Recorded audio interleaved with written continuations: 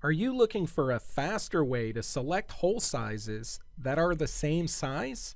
Let's take a look at how version 31 makes this easier when using pick and match selection. Alright, so we have a subplate here with a number of different holes that we want to drill out or machine.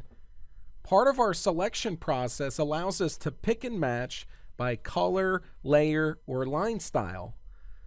Because we're not in a machining function, the first step we would need to do is choose selection mode. Once we're in selection mode, we can set the pick and match option. In this example, we're going to use pick and match by radius. Now we can cursor over any radius and left click.